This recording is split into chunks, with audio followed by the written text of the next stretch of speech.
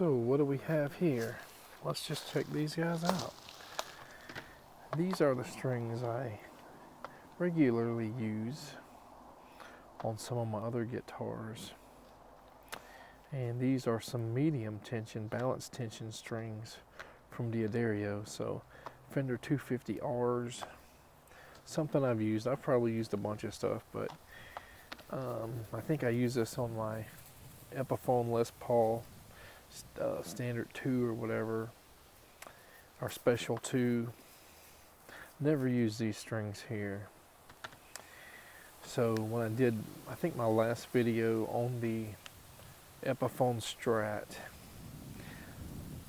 I felt like there wasn't enough tension on the neck, you know, on the strings when I plucked them. They were too easy to push down. So I said, do I just want to use the ones I've been using on the other guitars? I was going to, or at least try it. But, you know, there's only like 3 strings that are slightly higher gauged or whatever, you know, like bigger size, I should say. And let's do something a little more significant and see if the neck on this guy can handle it, and see how it feels and sounds or whatever, before I put like too much time in doing the frets, the sharp frets, and possibly changing out the pick guard, you know, pickups and stuff. I think I want some Alnico 5s if we can get it, you know, feeling the way I want it to feel. But then again, maybe if these heavier strings, I like the sound of the pickups too. But the issue, you know, in the last video I brought up was not being able to palm mute very accurately, because where the volume and the coil splitting switches and all were just push against my hands.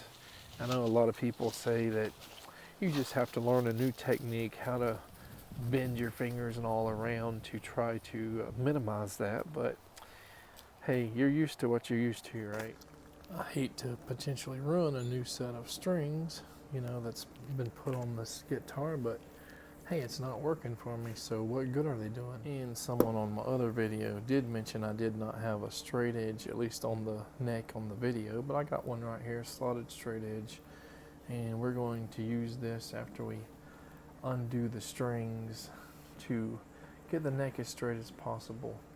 And I realize with higher tension strings, we might even have to backbow it a little bit, and you know, to keep it from bowing inward too much. But we'll see. You never know what's going to happen until you do it, right? Also realize the tremolo block and all, it's probably going to have to be adjusted, because we adjusted it for maybe a little less tension so that it didn't, so it wasn't riding on the actual body. So we gave it like a 1/4 inch or so, maybe 1/8 of an inch upwards, you know, tilt, so you could go back, you know, back or forward. Intonation, yeah, we may have to re-intonate it, but let's just take the strings off and see what happens.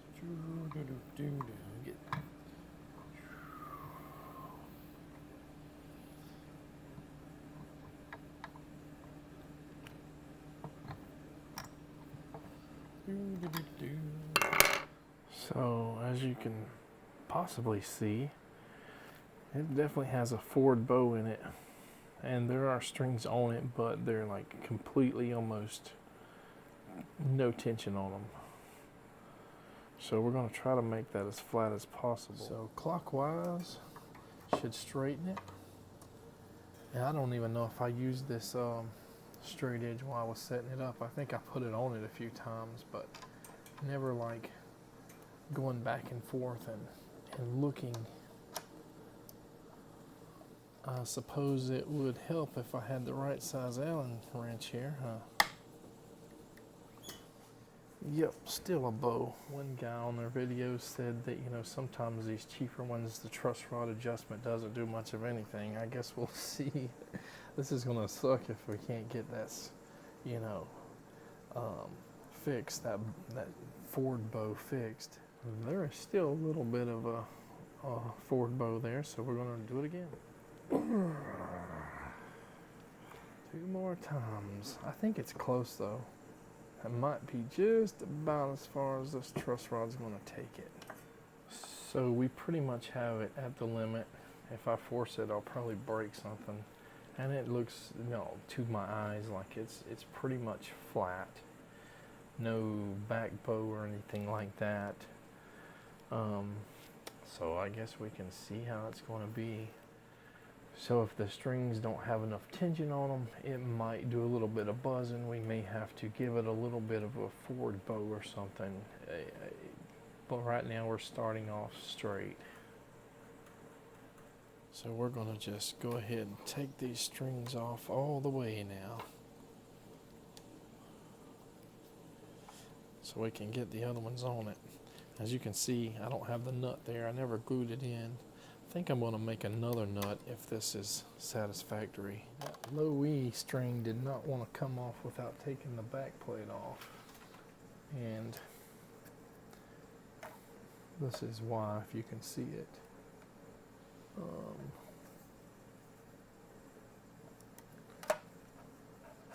Once it's screwed down, it's way in there. And then you could probably get something really small, some kind of specialty tool, or maybe if you could get a guitar string, an extra one that's stiff enough, and kind of yank that little ball end, you know, toward, you know, the hole. It, you know, might come out, but it was really easy just to take that out versus fighting with it for who knows how long. So let's check these strings out.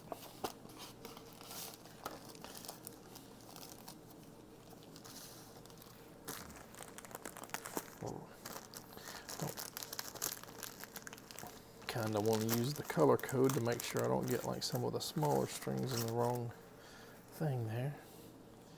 But here they are. Looks like they're wrapped. 1, 2. Yep, that's a pretty heavy gauge E and A strings there. They feel pretty stiff, just like I suspected. The increased tension has pulled that up really high, so we're going to have to adjust that tremolo block, the springs as well. All right, she's all stringed up, and I gave it a little bit of a test, and I adjusted the tremolo block a little bit, but it looks like I adjusted it too much, so now I got to back away from the tremolo block a little bit to try to get it right. So as I'm unscrewing this, I'm just going to give some little observations here about this. What happened when I put these strings on it, these really big ones. Obviously, like I said, the tremolo block had to be adjusted. It was coming up like this. And another thing, I don't know if you can see it here. Well, actually, let's move this a little bit like that. See how much higher the low E string is here? It's not going in that pre-made slot, so we need to file that slot wider. So the action is actually going to be a little bit higher here on the low E string. Shouldn't be a terrible fix. And with the amount of tension we have, from even though it was a flat neck, there's definitely a bow from all the tension. It looks like we're at about 1.75 millimeters on the first string on the 12th fret. This 6th string will probably be a little high because of that nut is pulling it. If we read it here, we're probably around 2 millimeters at the A string. So that's reading kind of at the higher end of low action on an electric guitar, according to this little card here that came with the string height meter or ruler, action ruler. So if you looked at my last video, you know what's wrong with my Gibson Epiphone Strat or whatever it was entitled, you would know that somewhere around the 4th or 5th fret here, it would get like ultra low tension up to maybe the 11th fret, and then like the 12th fret all the way down was like what I consider normal, you know. That was despite having a good amount of forward bow without any tension on the strings, as you've seen at the beginning of this video. Now we straighten the neck out, obviously fully, and retension everything with these new strings, and you know, put the straight edge here on it, and it's got a nice little bow on it. I hope that it's not going to cause a problem long term to put these strings, higher tension strings on it, because I'll give you my opinion in a second. Now I'm just going to try to loosen up this little tension here just a little bit. So we want to have a little bit more of the whammy bar, you know, being able to go back. We want it to float a little bit more. It's hard to tell without turning it around, but we'll see if that's it. Still not quite where we want it. All right. That's about it. Just enough to have a little feel, and you can hear the strings bending. All right, perfect. So we're gonna put this little back plate back on it here. So let me give you my first impressions. Like when I started tuning it, even with the guitar amp and stuff on, I didn't know what to think yet. Once I got it sort of in tune, and I haven't stretched the strings or anything, so they're going out of tune quite a bit.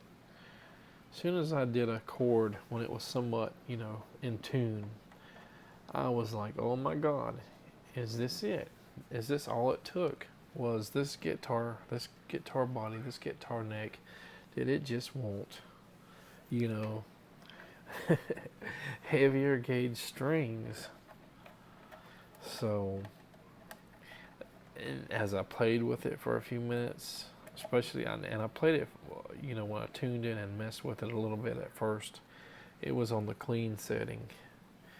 I noticed that there was a certain amount of clarity to even, you know, in humbucker mode, that it just didn't have with those Fender Voodoo Child strings.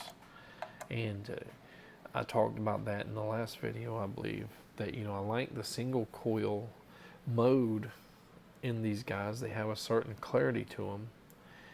But in humbucker mode, they were kind of being overdriven, almost like they were slightly distorted, you know, especially if you gave any sort of oomph, you know, to your strum, you know, medium strumming or whatever.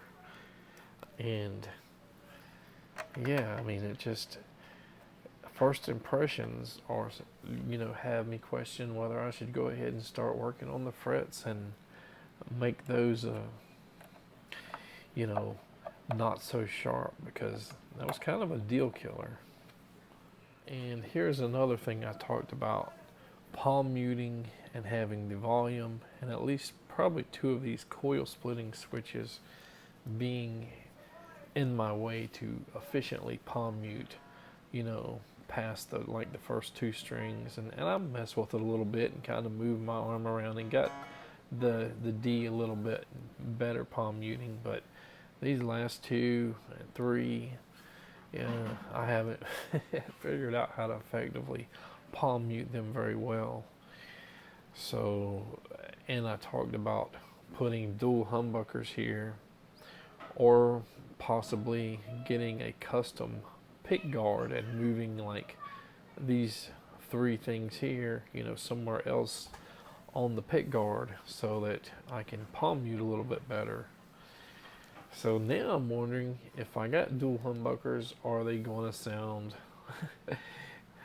you know, as good as these, like some cheap, you know, $30, $40 whatever Alnico pickups with the pick guard or whatever. These aren't Alnicos, but even at the beginning of this video, what did I say?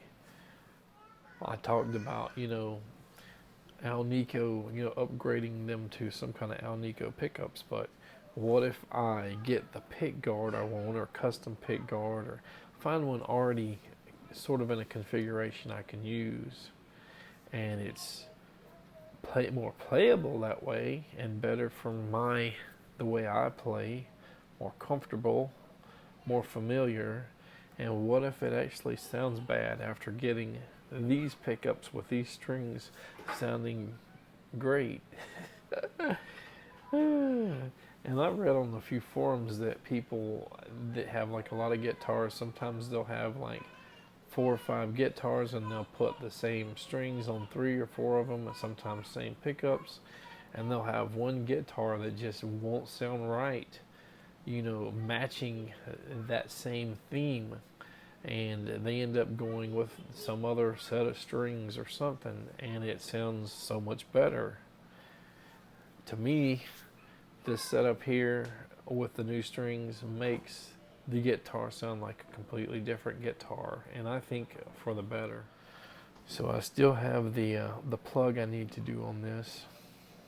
So what kind of other maintenance do I need if I determine that this is perfect? I'm still thinking about this stuff here. I need to replace the plug. I need to get a new nut or fix that nut, you know, widen out the low E, and you know, if everything works out, this could be a great guitar. So I'm wondering if I should have gradually went up in string gauge to those 250Rs and all until we got like maybe it sounding like it sounds now, but maybe with a little bit less stress on the neck. You know, it's hard to know, because, you know, I found these strings. This is my original intention, was to put mediums on it. Then I kind of reverted back and said, well, I'll just get some Fender 250Rs. You know, they're 1046s. Yeah, so 10, 13, 17, 26, 36, and 46. And the strings I put on here are 1150s, 11, 15, 19, 28, 37, and 50. Man, these things, hopefully it'll come through when I do a demo on the amplifier or whatever. But night and day difference. And these strings are not super expensive. These are cheaper than the Fender Voodoo Childs that I put on there. These are the DAddario XL EXL115BT Balanced tension 1150.